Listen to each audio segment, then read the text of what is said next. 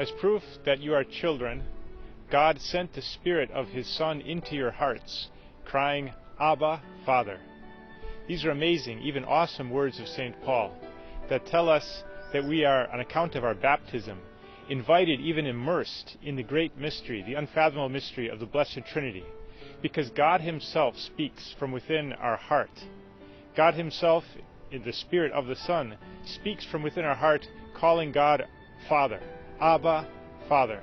St. Josemaria had a particular experience regarding his divine filiation, which was a message for all in Opus Dei.